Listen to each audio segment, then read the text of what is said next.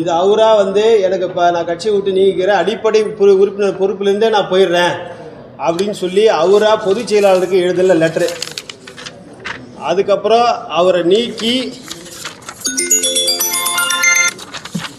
25 அவரை நீக்கிறார். கட்சிக்கு விரோதமாகவும் சட்டத்திட்டங்களுக்கு முரணாலும் செயல்பட்டதுனால இவரை நான் நீக்கிறேன் அப்படின்னு சொல்லி பொதுச் செயலாளரை நீக்கிறார். அடுத்த ஒரே மாதத்தில் அடுத்த 2 மாதம் காழ்ப்புணர்ச்சி ஏற்பட்ட உடனே 40 மாவட்ட செயலாளரை அப்படியே நீக்கிட்டு அவரை உடனடியாக அவரை போடுறார். நன்றி. நடந்து முடிந்த சட்டமன்ற தேர்தலில்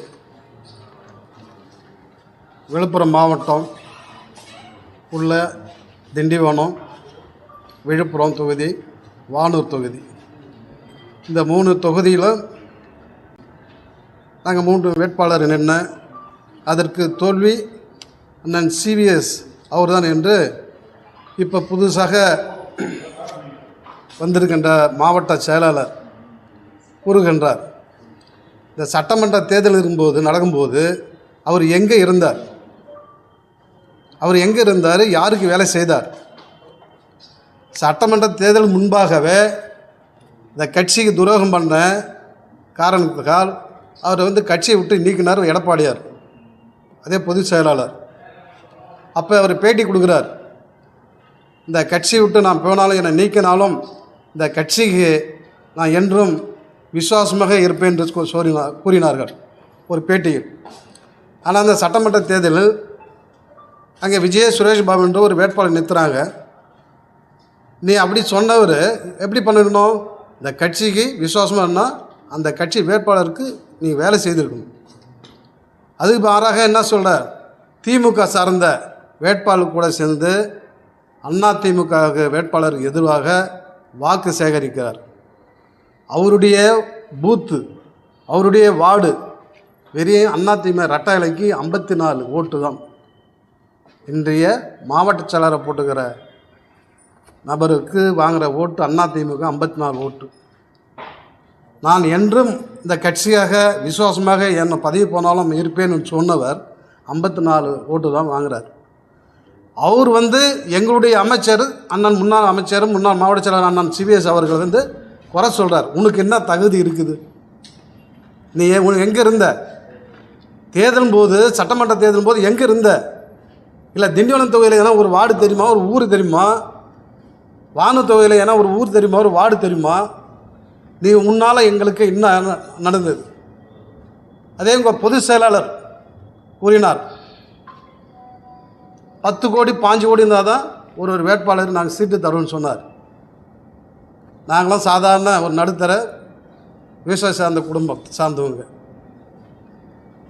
அப்போது எப்படி இருந்தாலும் நான் தனி தொகுதி, எஸ்சி தொகுதி, குறிப்பாக அந்த செலவை நான் அந்த நல்ல வேட்பாளர் அவங்களுக்கு பொருளாதார சூழ்நிலை இருக்கும், அதனால் நாங்கள் பண்ணுறோன்னு அன்றைக்கி எங்களுக்கு கூறினார். அதை நம்பி நாங்களும் வேட்பாளரை இறங்கிட்டோம். ஆனால் சட்டமன்ற தேர்தல் இறங்குது இன்னும் 5 நாள் 6 நாள் இருக்குது. அப்போ அவரோட உதவியாளர் என்ன லைனில் ஆனால் என்ன ஃபோன் வச்சுக்கிறீங்க நீங்கள்? நான் ஐஃபோன் வச்சுக்கிறேன், ஃபேஸ் டைமில் ஐயா பேசுவார் நைட்டுக்கு 11 மணிக்கு மேலே. இதை நம்பி 5 நாளாக ஓட்டு சேகரிக்கிறது, வீட்டுக்கு போகிறது, எப்போ ஃபோன் வரும், நைட்டு 1 மணிக்கு 2 மணி வரைக்கும் காத்திருக்குது.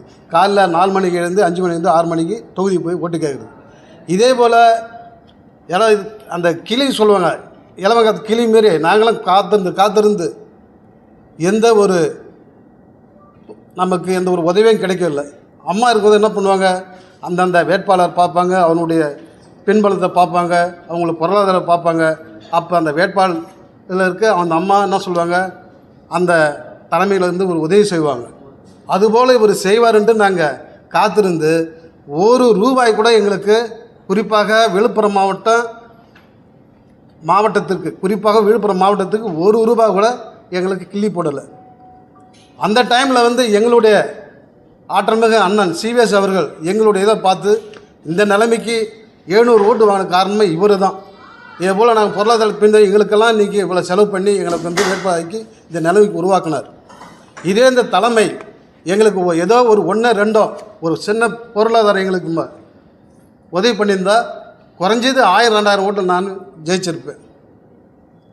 இதுபோல் நீங்கள் கட்சிக்கு என்ன நிலைமை நடக்குது ஏது நடக்குது, அந்த கட்சி போன 21 நான் சட்டமன்ற வேட்பாளர் அறிவும் போது அதே திரு புன்னையன் முன்னாள் அமைச்சர் எனக்கு ஒரு மாவட்டத்துக்கு என் தொகுதிக்கு அவர் பொறுப்பாளர் போட்டிருந்தாங்க.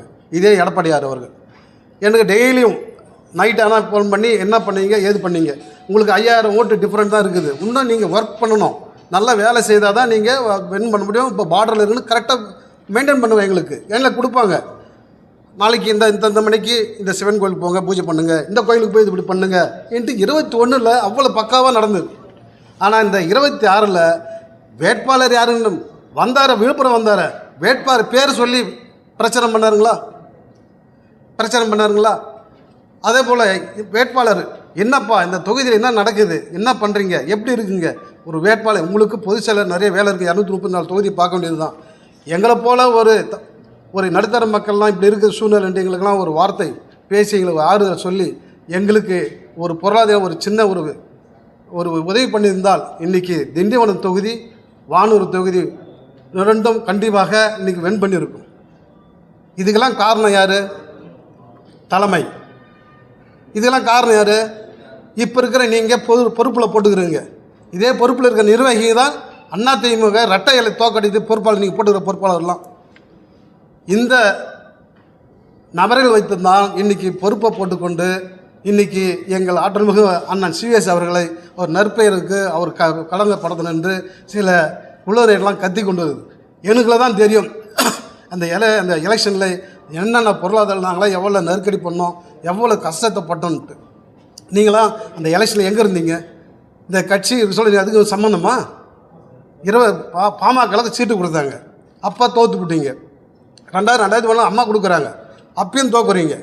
அப்போ இதே மாவட்ட பசுபதிகள் என்னென்னு சொல்கிறார், எனக்கு ராசி இல்லை, ஓட்டு போட்டு நான் எந்த பதவிக்கு வரமாட்டேன் எம்எல்ஏ, எனக்கு எதனா கௌரவமான ஒரு பதவி கொடுத்துருங்க அப்படியும் போய்டுன்னு சொன்னவர் தான் என்னண்ட என்னை பற்றி சொல்கிறார். அவங்க போடுறாங்க, அவங்க சொம்பு அரசன் என்ன? ஆமாம், விசுவாசமாக இருக்கிறேன், எனக்காக என் பொருளாதாரத்துக்கு எனக்கு உதவி செய்தார், அவர் விசுவாசம் இருக்குது தானே. விசுவாசம் ஒருத்தர் நமக்கு நல்லது செய்வங்கிட்ட விட்டு போகிறது இல்லை விசுவாசமா? என்ன தகுதி இருக்குதுன்றார். எனக்கு ஒரு இது போடுறாங்க வாட்ஸ்அப்பில், என்ன தகுதி இருக்குது உங்களுக்கு எடப்பாடி வரைக்கும் பேசுகிறதுக்கு, எங்கள் மாவட்ட செயலரை பேசுகிறதுன்னு. எனக்கு எல்லா தகுதியும் இருக்குது. 2096 2026 வரைக்கும் 96 என் மனைவி 2 முறை ஊராட்சி மன்ற தலைவர், 3வது ஜென்ரல் அன்ன போஸ்ட் ஊராட்சி மன்ற தலைவர் நான். தமிழ்நாட்டில் ஜென்ரலில் 3வது முறை அன்ன போஸ்ட் ஊராட்சி மன்ற தலைவர். அடுத்து என் மனைவி ஒன்றிய குழு உறுப்பினர் தலைவர், மரக்கான ஒன்றிய இது. அது பிறகு நான் கோஆபரேட்டிவ் சொசைட்டி தலைவர். நான் அதுக்கு பிறகு சட்டமன்ற உறுப்பினர். 96 26 வரைக்கும் 30 வருஷமாக என் பாக்கெட்டில் வைத்த பச்சை இங்கே நான் யூஸ் பண்ணியிருந்தேன். இந்த கட்சி நிர்வாகிகள் நீ யார் போட்டுக்கிறீங்களோ, யார் பொறுப்பு போட்டுக்கிறீங்களோ, இவங்களாம் சேர்ந்து தான் எங்களை தோக்கடித்து இந்த நிலைமை ஆக்குனது. அதனால் நீங்கள் யாரும் எங்கள் மாண்புமிகு அண்ணன் சிவேஸ் அவர்களை இவர் தான் இந்த கட்சியை இந்த தொகுதியை தோக்கடித்தார், அதுமாரி தப்பான தயவு செய்து இதுமாரி தப்பான அந்த விளம்பரம் பண்ணக்கூடாது. மீறி நீங்கள் அவதூறு பரப்பினால் நாங்களும் அதுக்கு 10 மடங்கு 20 மடங்கு நாங்களும் எங்களால் முடியும். எங்களுடைய ஆட்டமிகு அண்ணன் யார் இருந்தால் எது போனாலும் நீங்கள் மட்டும் கம்முங்க வேலையை பாருங்கள், கட்சி ரிசைன் பண்ணுமா, கட்சி இருக்கிற வேலையை பாருங்கள் தான் இதுவரை சொல்லிக்கிறாங்க. அதனால தான் நாங்கள் இன்றைக்கும் இந்த நிலைமையில் புரியுமாக நாங்கள் சொல்லி கொண்டுக்கிறோம்.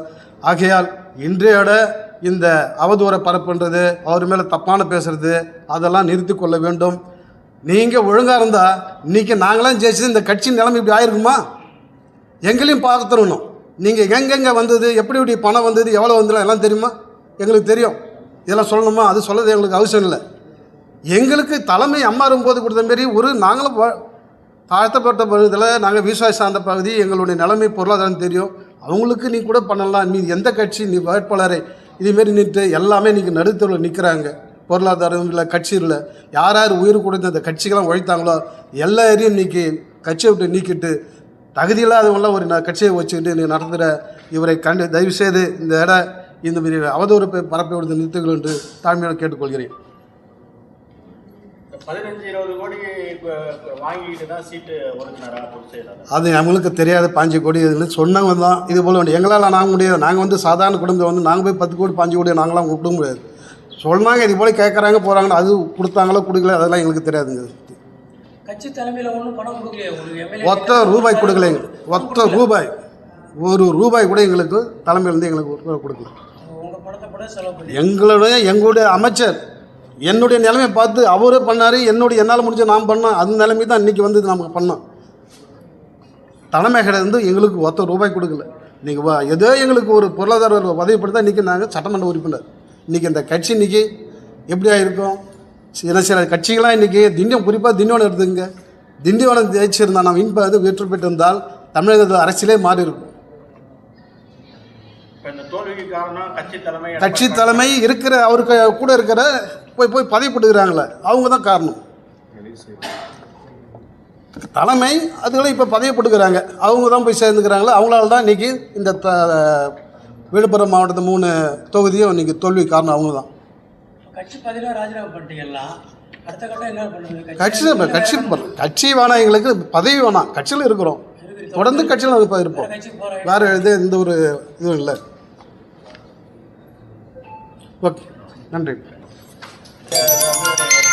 ராஜினாமா செய்திருப்பதா சொல்லியிருக்கீங்க. மேற்கொண்டு பதவியில் ராஜினாமா செய்ய ஆமாம். தயாராக எவ்வளோ பேர் இப்போ ராஜினாமா செய்ய முடிவு எடுத்திருக்கீங்க? விழுப்புரம் முதற்கட்டமாக 1150 பேர். அது வந்து மாநிலம், மாவட்ட அணி செயலாளர்கள், ஒன்றிய செயலாளர்கள், பிற அணி தான். அடுத்தது வந்து ஒன்றிய அணி செயலாளர்கள், இணை துணை கிளை செயலாளர்கள், மேலே பிரிந்தவர்கள், மீட்டர் அணி. அடுத்த கட்டமாக நடவடிக்கை அது கூடிய சீக்கிரத்தில் ராஜினாமா பண்ணுவோம். அது எவ்வளோ பேர் ராஜினாமா செய்ய? அதுக்கு கிட்டத்தட்ட ஒரு 2000 பேர் 2500 பேர் வருவாங்க. ராஜினாமா பண்ண லெட்ரு விநாயகமூர்த்தி இருக்காரு, ஊர்லேயே இல்லையா? ஆமாம், பேரை கையெழுத்து போட்டு கொடுத்துருக்கீங்கன்னு சொல்கிறாரு.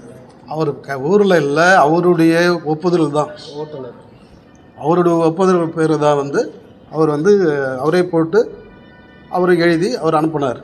அதை வச்சு தான் நாங்கள் கொடுத்துருக்கோம். இப்போ ஆலோசனை கூட்டங்கள்லாம் நடத்தி வர்றாரு. தேர்தல் தோல்வி குறித்து ஆலோசனை கூட்டம் நடத்தி வர்றாரு. இப்போ 2 நாளைக்கு முன்னாடி நடைபெற்ற விழுப்புரம் மாவட்ட நிர்வாகிகள் கூட கலந்துக்கிட்டாங்க.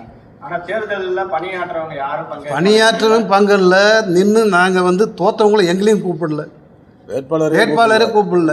ஏன் தோத்தீங்க, ஏன்னா என்ன பண்ணாங்க, யார் எதனால் தோத்தீங்க, எங்களை கூப்பிடல.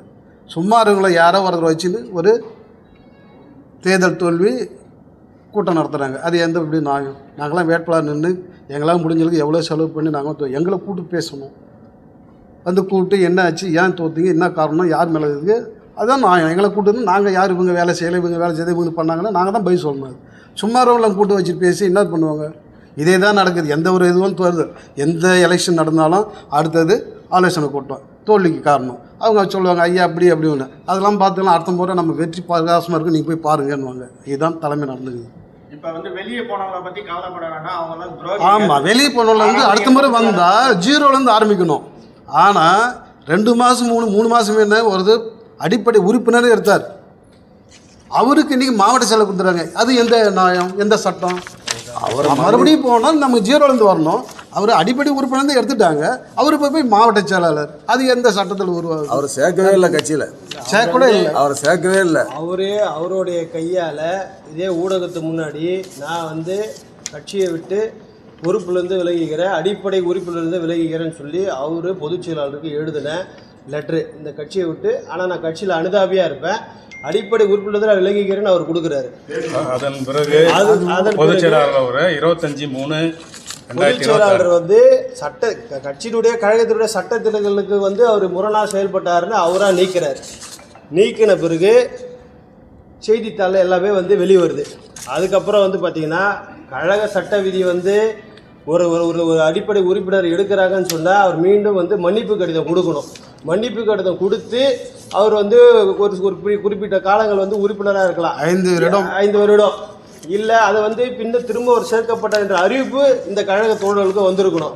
அதையும் கொடுக்கல, நேரடியாக அவர் உடனே வந்து போடுறாரு. அதுக்கு பொதுச் செயலாளருக்கு அதிகாரம், தலைமைக்கு அதிகாரம் இருக்குன்னு சொன்னால் கூட இந்த மாவட்டத்தில் நான் கட்சி விட்டே போகிறேன், நான் கட்சியில் என்னால் வேலை செய்ய முடியாது, அதுவும் தேர்தல் நேரத்தில் தனக்கு சீட்டு கிடைக்கலன்ற ஒரே காரணம் தான். இன்றைக்கி இதுவே அண்ணன் சிவிஎஸ் பரிந்துரை செய்து பசுபதியை வேட்பாளராக அறிவிச்சிருந்தாருன்னா அவர் இன்னைக்கு வந்து அண்ணன் சிவிஎஸ் வாழ்கின்ற கோஷத்தை தான் போடுவாரே தவிர அவர் சிவிஎஸ் ஒழிகின்ற கோஷத்தை போட மாட்டார். அவருக்கு சீட்டு கொடுக்கலன்ற ஒரே காரணம் தான், வேற எந்த காரணமும் கிடையாது. பொதுச் செயலாளர் சொல்கிறார், அதாவது பொதுச் செயலாளர் வந்து இந்த மாவட்டத்தினுடைய கட்சிக்காரங்களை எல்லாரும் யோசித்து பார்க்கணும். அவர் யோசிக்காமல் கொள்ளாமல் அவரை எதிர்த்து யாரும் பேசக்கூடாது, யாரும் இது செய்யக்கூடாதுன்னு சொல்லி அப்படி எதிர்த்து கேள்வி கேட்டால் உடனடியாக இது பண்ணுன்னு சொல்லி சொல்கிறார். நீங்கள் போட்டிருக்கக்கூடிய மாவட்ட செயலாளர் எப்படிப்பட்ட மாவட்ட செயலாளர் நீங்கள் போட்டிருக்கீங்க? அவர் பின்னாடி கட்சி இந்த மாவட்டத்தில் எப்படி இயங்கும்? நீங்கள் கூட்டம் போடுறீங்க, கூட்டம் போட்ட வேட்பாளர்களே கூப்பிடாம பாதிக்கப்பட்ட வேட்பாளர்கள் அவங்கள கூட்டு நீங்கள் ஆலோசித்து நீங்கள் எப்படி இதை வந்து நீங்கள் தேர்தலில் வந்து செஞ்சு கேட்டிருந்தா பரவாயில்ல. இந்த மாவட்டத்தில் அவர் சொல்கிறார், இந்த 3 தொகுதியை தோக்க காரணம் அண்ணன் சிவிஎஸ் தான். இப்போ இல்லை, 2021 26 வரைக்கும் பல வெற்றிகளை குவிச்சதுக்கு காரணமே அண்ணன் சிவிஎஸ் தான். அவருடைய திறமையான அவருடைய கழக பணி தான் இந்த வெற்றிக்கு இன்னைக்கு 3 தொகுதி ஜெயிக்கிறது கூட அவர் தான். அவர் தொகுதி பார்த்தது மட்டும் இல்லாமல் மீதி எல்லா தொகுதிக்கும் அவர் சுற்றுப்பயணம் செஞ்சு 5 வருட காலத்தில் 3 வருடமாக தேர்தல் பணி அது அவருக்கே தெரியும். எல்லா ஒன்றியத்திலையும் கிளைக்கழகமே இந்த விழுப்புரம் மாவட்டத்தில் 3 தொகுதியை ஜெயிக்க வச்சது அண்ணன் சிவிஎஸ் தான். திண்டிவனம் 700 தொகுதிகள். அது அந்த வெற்றி வாய்ப்பெல்லாம் எப்படி இழந்தது என்று அண்ணனுக்கு நல்லாவே தெரியும், எங்களை போல கூட உழைச்சிங்க எல்லாருக்கும் தெரியும். ஆனால் பொய்யா வந்து அவர் பேரில் வந்து தன்னை வந்து விளம்பரப்படுத்திக்கணும், தனக்கு போட்ட பதவியை அவர் வந்து தக்க வச்சுக்கணுன்றதுக்காக அவர் இந்த வேலையை வந்து பார்த்துட்டு இருக்கார். அவர் வந்து அதே மாதிரி அவரோட உறவினர்லாம் கூட வச்சுக்கிட்டு கட்சிக்காரர் பேரில் அவதூறை பரப்புறார். அவதூறை வந்து உங்களுக்கு தான் பரப்ப திறன்னு கிடையாது. அனைத்து ஆவணத்தையும் ஒரு ஒன்றிய செயலரை பார்க்காம ஒரு சட்டமன்ற உறுப்பினர், ஒரு ஒன்றிய கழக செயலாளர், அப்புறம் வந்து ஒரு முன்னாள் சேர்மனு எல்லாரையும் நீங்கள் அவதூறு பரப்பிக்க எல்லாத்தோட ஆவணமும் தயாராக எல்லாத்தையும் வச்சுருக்குறோம். புரியுதுங்களா? நீங்கள் உங்களுக்கு பதவி போட்டவுடனே கழக பணிக்கு கழக வளர்ச்சிக்கு என்ன செய்யணுமோ அந்த வேலையை தான் செய்யணும். அதை விட்டுட்டு உங்கள் சொந்தக்காரை விட்டு இதை நீங்கள் ஃபேஸ்புக்கில் போடுங்க, அதை போடுங்க, இப்படி போடுங்க, அப்படி போடுங்கன்னா நீங்கள் நீதிமன்றத்தை தான் சந்திக்க நாங்கள் ரெடியாக இருக்கிறோம். எங்கள் அமைச்சர் சொன்ன ஒரே காரணத்துக்காகத்தான் நாங்கள் அமைதியாக இருக்கிறோம். இல்லைன்னு சொன்னால் உங்கள் பேரில் அவதூறு வழக்கு போடுறதுக்கு அனைத்து ஆவணங்களோட நாங்கள் சரியாக இருக்கிறோம். நீங்கள் ஏதாவது வழக்குகள் இது பண்ணால் கூட சொல்ல அதுக்கான ஆதாரத்தை 1990லேருந்து 97 வரைக்கும் விழுப்புரத்தில் நடந்தக்கூடிய அனைத்து வரலாறு உண்மையும் காவல்துறை மூலயமா 93 நடந்த கதை எல்லாமே எடுத்து நாங்களும் வச்சுருக்குறோம். புரியுதுங்களா? நீங்கள் கழக பணிக்கு போய் கழக பணி செஞ்சிங்கன்னா நாங்கள் அதை நாங்கள் சொல்லிட்டீங்க. வர உள்ளாட்சி தேர்தலில் இப்போ வந்து அண்ணன் சிவிஎஸ் இல்லாததுனால உள்ளாட்சி தேர்தலில் 100% வெற்றி பெறுவீங்க நீங்கள் சொல்லிட்டீங்க.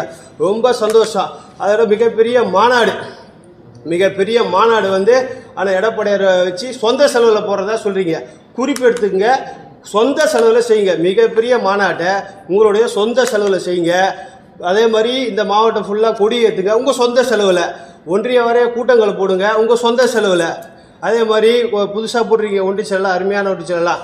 இதெல்லாம் யாருன்னா இருந்தால் நீங்களாம் விசாரிச்சு பாருங்க. ஒட்டுமொத்த ஒன்றிய கழக செயலாளர்களும் பாதி பேருக்கு மேலே பாமகலேருந்து சமீபத்தில் வந்த ஆட்கள் தான்.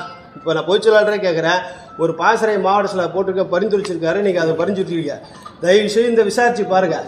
மத்திய குற்றப்பிரிவு மூலிமா கடந்த வருஷம் சென்னை மத்திய குற்றப்பிரிவு மூலிமா செம்மரம் கடத்தி வழக்கு பதிவு செய்யப்பட்டு சிறைவாசம் அனுப்பித்து விட்டு இப்போ பெயிலில் வந்தவர் தான் அவரை போய் போட்டிருக்கீங்க. இன்னும் எத்தனை குற்றவாளிகள் எத்தனை வழக்குகள் உடையவங்கள்லாம் அதில் இருக்கிறாங்கன்றதெல்லாம் எல்லாத்தையும் எங்களை கேட்டால் பொதுச்செயலாளர் இதெல்லாம் வந்து நீங்கள் வந்து கட்சிக்காரர் ஒருத்தர் வந்து உங்களுக்கு எதுவுமே இது பண்ணக்கூடாதுன்றாங்க. இந்த மாவட்டத்தில் இப்படிலாம் நீங்கள் பொறுப்புகளை போட்டு இந்த கட்சியை அழிக்கிறீங்க.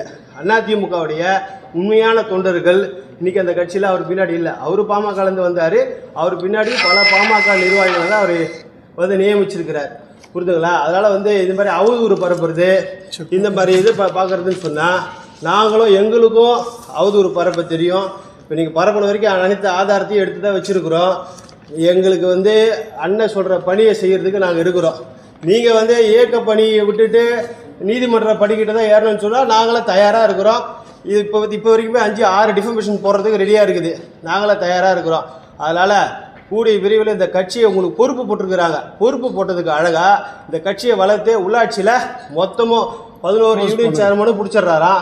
2 சேர்மன் 100% வெற்றி. ரொம்ப சந்தோஷமாக இருக்குது. அந்த காட்சியை நாங்கள் சீக்கிரமாக பார்க்கணும். 11 யூனியன் சேர்மன், 2-3 நகராட்சி இவங்கெல்லாம் உருவாக்கக்கூடிய அந்த மாவட்ட செயலாளருக்கு நாங்கள் அவரோட செய்ய போகிற விஷயத்தெல்லாம் நாங்கள் வாழ்த்துக்கள் தெரிவிக்கிறோம். நீங்கள் எங்களுக்கு வந்து ரொம்ப சந்தோஷமாக இருக்குது. இப்படிப்பட்ட ஒரு மாவட்ட செயலாளர் நாங்கள் தொண்டனாக வந்து வரவேற்கிறோம்.